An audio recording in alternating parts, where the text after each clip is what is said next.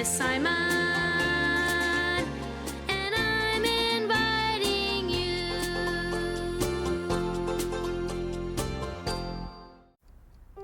Simon and his friend Evan from next door had been playing Tic Tac Toe on Simon's chalkboard all afternoon. "I win again, Simon," said Evan. Evan absolutely wanted to win absolutely all the time.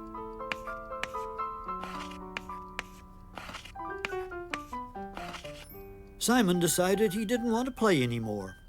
He thought he would go for a walk instead.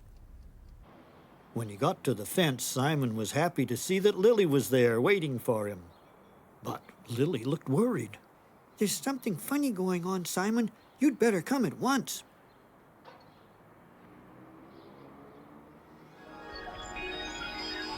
When he arrived in the land of chalk drawings, Simon wondered where everyone was.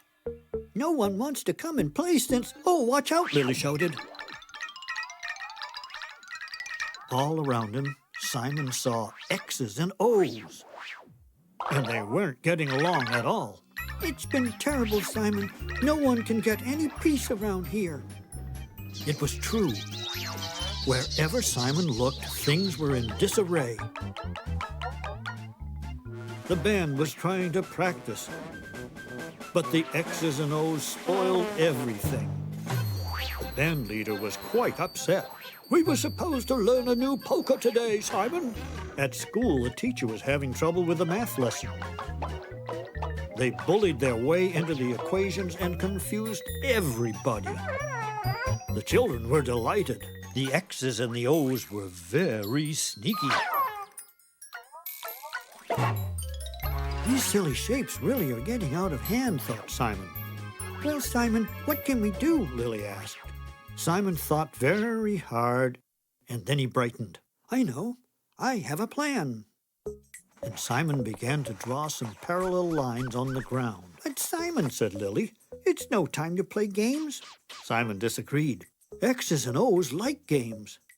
Simon stepped back. The X's and O's immediately began to zip over. Simon started to worry his plan wouldn't work. But then Simon and the children watched as the X's and O's filled the squares until they were all full. "All right," said Simon, "let's roll them up." At first, no one knew what Simon was talking about. Then Lily helped Simon roll up all the squares of X's and O's like a carpet. Simon's plan was working splendidly until it started to look like the X's and O's wanted to escape. Everyone became worried again. "Quick, Lily," says Simon. "We'll take it to the rocket." Simon and Lily had to hurry. They didn't want the X's and O's to escape. They loaded the rolled-up X's and O's onto the rocket. 4, 3, 2, 1, blast off! The rocket traveled up, up, up to the top of the sky. When they were up very, very high in the sky, Lily opened the door and she and Simon unrolled the X's and O's. They tumbled out and scattered loose, sparkling like stars in the sky. Simon and Lily were very happy. There was peace at last between the X's and the O's. There were a few X's and O's left over in the land of chalk drawings. The children played with them, and so did everyone else.